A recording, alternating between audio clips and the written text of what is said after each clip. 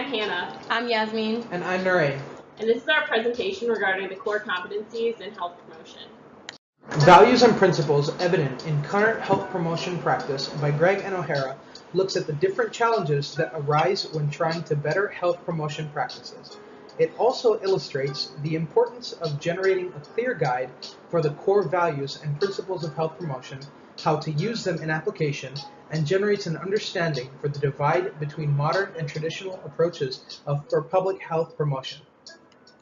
The second article is titled Appropriate Health Promotion for Australian, Aboriginal, and Torres Strait Islander Communities, Crucial for Closing the Gap, uses a culturally appropriate health promotion model used to target Aboriginal and Torres Strait Islander populations within the country of Australia. The framework looks at 8 core principles that seek to understand, advocate for, and empower these communities by using them as a partner in health promotion and not just working for them. In order to better use health promotion in these communities, you have to utilize the information, the resources, and the people that they have. The International Union for Health Promotion and Education created 9 core competencies as a framework for health promotion. They are 1, enable change, 2, advocate for health, 3, mediate through partnership, 4, communication, 5, leadership, 6, assessment, 7, planning, 8, implementation, and 9, evaluation and research. We'll be focusing on 5 of them that relate to the Task 1 articles. In the Gregg and O'Hara article, the core competency of evaluation and research is evident through the fact that traditional interpretations of health promotion principles are outdated and focus on issues rather than people. The article goes on to explain that modern health promotion principles are better interpretations of health promotion because they look at public health issues holistically in regards to the individual. The Demaio article provided an example of a health promotion campaign that was inadequate in regard to Indigenous communities. The Quit Smoking campaign was held to reduce smoking in Australian communities, but it made little impact on the Aboriginal population. However, the CAHP framework represents positive ways in which to interact with, empower, and work in partnership with Indigenous populations. The next core competency looks at mediate through partnership. The first article by Gregg and O'Hara looks at the interconnection between the holistic, salutogenic, and ecologic domains. The first domain, holistic, understands that health is a complex concept that includes many aspects of health and well-being. Secondly, salutogenic understands that health can be used in a positive mindset by looking at what an individual is doing well and not what they're doing wrong.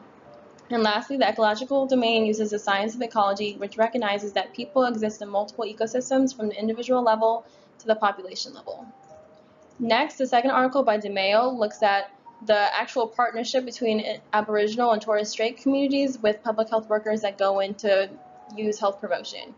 You can't go into one of these communities without working hand in hand with them, and instead of rushing in and rushing out, you have to take the time to work with them.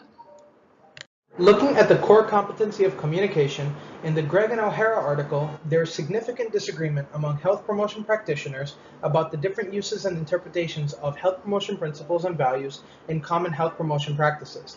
While traditional practices look at issues to be addressed and the treatments to those issues, modern health promotion takes a holistic approach and looks at individuals and their surrounding environments. Due to this lack of communication, a clear set of principles and values has yet to be developed. In the Demaio article, current health promotion principles are inefficient and ineffective, and do not take local culture and spirituality into consideration. Due to this lack of communication between health promotion practitioners and the local community, there is a sense of mistrust that leads to the health promotion strategies being ineffective.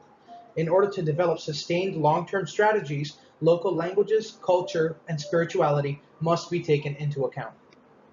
The next core competency is assessment. The first article by Gregg and O'Hara shows that it's been determined by the article that the traditional approach of health promotion is ineffective as it provides a black and white view of health, such as it being just the absence of disease. However, the modern approach was developed and evaluated on the basis of viewing health and the individual as a whole, taking into account risk factors and protective factors of health and well-being. The second article by Demaio shows past examples of health campaigns that are ineffective for Indigenous populations. A needs assessment has been done that shows that health promotion and public health workers need to be culturally sensitive, intuitive, and appropriate, working with communities to determine their needs instead of performing a needs assessment on their behalf.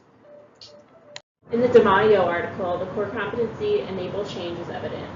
The CAHP framework promotes a new way of creating health promotion programs for the Indigenous populations. Rather than expecting the community to follow a health promotion program that's thrown at them by strangers, The framework requires that the communities involved in the program from the beginning and have opportunities to give input throughout.